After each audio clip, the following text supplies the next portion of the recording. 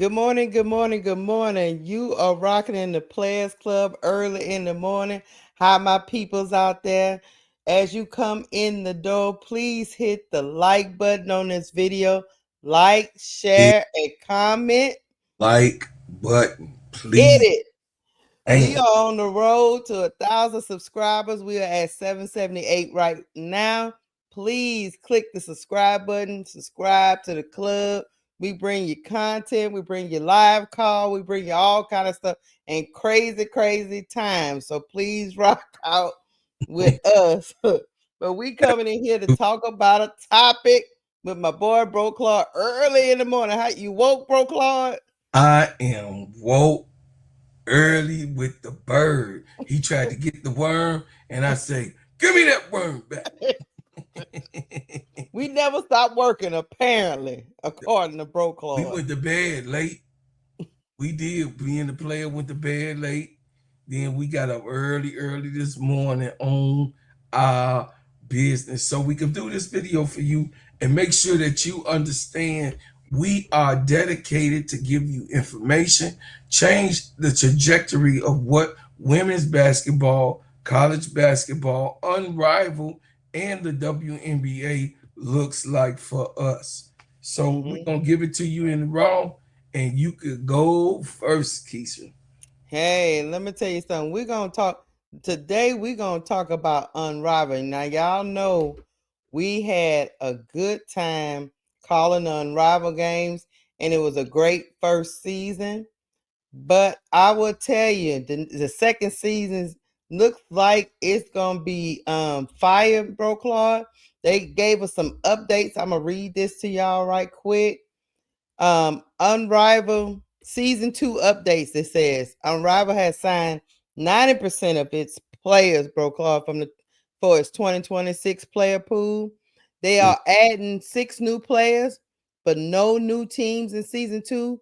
They plan to add 2 new teams in 2027. So they're gonna stand pat this next season and just add 6 new players. Right. Those 6 players will be in development pool and sub in for any injured players. And also, Unrivaled is giving all their players a raise. We already know 2 roster spots open up because Vandersloot suffered season-ending injury, and Katie Lou Samuelson suffered the same thing. Mhm. So they're gonna bring in some players, but they're not gonna add to the teams. They're just gonna have players in a pool. What you think about this, Bro Claude? Second season, raising salaries, sign 90% of their players, and they're gonna try to grow organically and not rush to add teams. Absolutely. I think that this unrivaled um, is one of the best things that can happen to the American girls, right? I went over that before last year when me and you were talking and covering the game. This is the best thing that can ever happen to an Americanized veteran or rookie player that's getting introduced to the bottomless salary uh, of the WNBA. They don't have to go overseas, you know what I mean, for their development or just to play to make a check, right? Right. Unrivaled now has a program, a situation where it's producing economics, and it's also it is producing good players. It Yes. in the process of most of the players, I mean, at least 70 to 80% of the players that played in the Unrivaled have had great seasons. And Slim was an all-star for the first time in her career this year. You know what I Mm-hmm. mean? So those things, this league is like phenomenal. We can't wait. We in the WNBA season. I know that the situation with the Skies losing everything, but we was before the Sky actually accumulated losses. Me and Keisha was already talking about we can't wait for the season of the Unrivaled because just the way that things look in the WNBA. Right. No, I'm with you. And guess they've already Paige Beckers is already confirmed she's going to play in the next season. So that's a great thing to hear. Also, to me, Unrivaled is a truly developmental league. Whereas what I'm saying is everybody that came out of Unrivaled, more than like 80 to 90% of them, Mhm. better skills, came out better prepared for the season. Yes, they had some injuries. That's to be expected in any sports related events that you participate in, but they got to be at home in their home country, make money. If they had an injury, they can rehab at home instead of being in Russia somewhere trying to rehab, or Turkey or wherever you were trying to rehab. You could be at home. I also want to tell you this, bro, Claude. Unrivaled uh, brought in over 27 million in revenue during its debut season.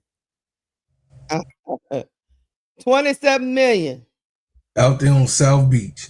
out there on South Beach, one location, one one place, just and then they had all the resources for the ladies. They had to spend money to make sure they have all the resources for the lady, housing, eating, working out, having a good time, playing basketball. So you telling me not only did they beat an NBA team, which is the Miami Heat, progression and production with the small venue that they had in attendance, we're talking about just in Mm-hmm. attendance, uh they beat the Heat. But you telling me that the WNBA cannot match what the polarizing things that this new injunction has done, and the W is 29 years old. That's what you're trying to tell me though, right? That bro Claude, that's what they're trying to tell you. They trying to say that in 27 years they couldn't figure out this cheat code to get the revenue to be profitable. That's what they trying to say. They also trying to say the average salary last year was 220,000, and Mm. this year they expect all players to get an increase off the first year, because what they model was, as they bring in money, they're gonna give the players a raise. Absolutely. So if you are in a profit model, then you operate accordingly. I just think the W fell into a rut of trying to be just like a, I don't know what some of these owners was doing. I don't think they were totally invested in making this a successful business. I think they was invested in using it as a tax shelter for themselves, allegedly.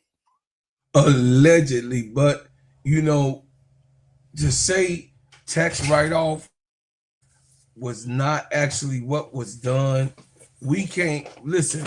We can say and speculate what they're actually doing on business, but guess what?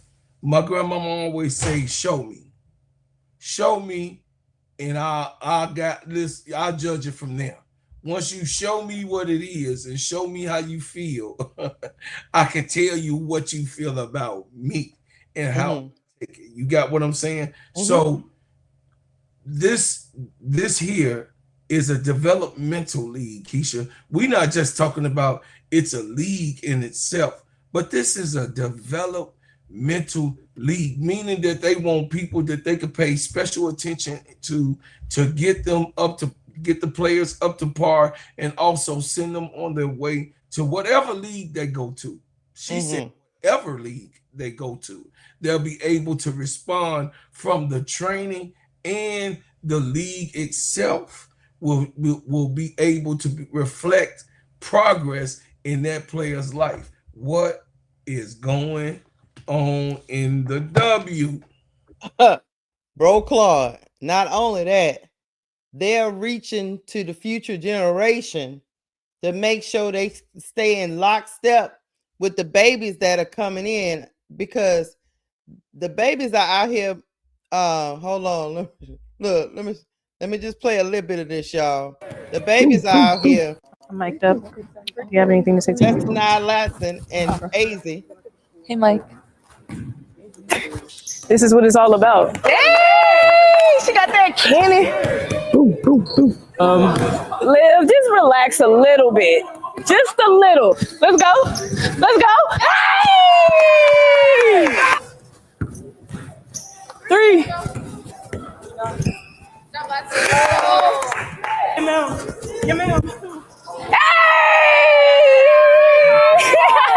Raise my daughter. It's okay. Man, stop. I'm mic'd up. Let me Do you have tell anything you, to say to people? it is sweet to see the babies getting out there in Miami. They know they got next. They brought them out to Miami They doing. know they got next. Wow, Keisha. Wow, wow, wow. They brought these young ladies out during the summertime, during their summer break, to let them know and to also brief them, get them get them familiar with the culture, have them understand that they are investing in their careers, not Yes. just they in the NIL. They have NIL and then they have Unrivaled already. Wow. Right? Hold on.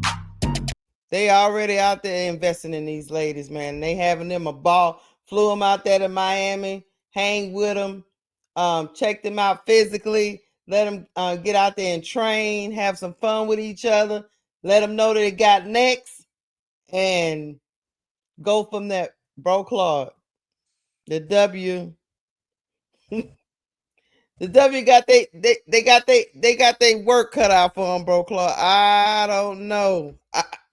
So you got teams like the Chicago Sky that is just trying to get their orientation together. And this team in the process, they said it took a process of 18 months from last year, right? That's what they said, 18 months in getting just the idea fulfilled. And this is season 2, year 2. And look how far that this as an organization, as a league is prevalent not only over a national team but also the WNBA itself.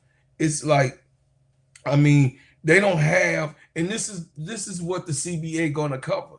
This is why the CBA want 15 players instead of 12 players. The CBA wants more coverage for those who come in for college to be able to take a little time. Like Haley Van Lith did not have any time off. She's still talking about the alien ankle that she had, that she twisted at TCU during the tourney. You know what I mean? Right. She also got dings and nicks, her shoulder, her wrist. She talk about the dings that she had that she's still dealing with, and then have also went on the injured list twice already, three times already, 3 times. So by her going on the injured list 3 times, coming straight out of college, Unrivaled has the community of doctoring on these young players, whereas Chicago Sky don't even have a facility.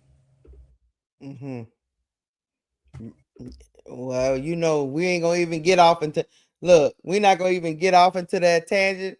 I'm gonna tell you this.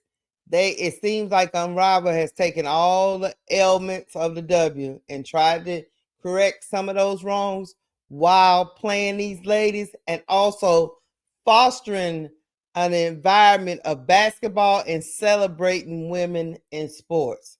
So it takes time to do all that, but it can be done.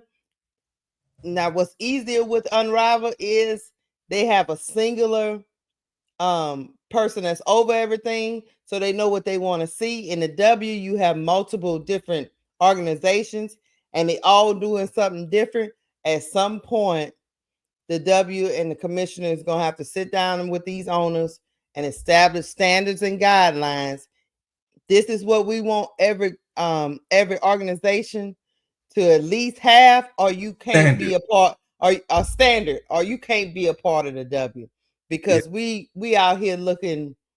We out here looking good in Phoenix and looking crazy in another city. We can't looking crazy in Chicago. We gonna say it. We gonna say it. We gonna keep it real. I'm not gonna just say Chicago. We got people in Connecticut that's like, what's going on? What's up? What's happening? Meanwhile, the Aces is chilling. You know what I mean?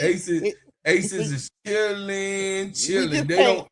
It's like a whole other country, right? It's a whole other country. Well, Minnesota is like taken care of, and that's a small market. And Chicago, they're taken care of. Yeah, Chicago. Listen, I'm on Chicago because Minnesota is 4.5 to 5 hours away from Chicago. I mean, Keisha, 5 hours. If we're driving, we're safe. 5 hours away from Chicago.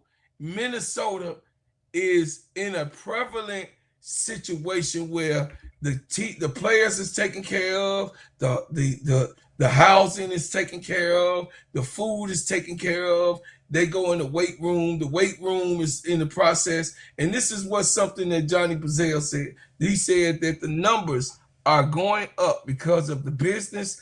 The business outperformed every metric that we had.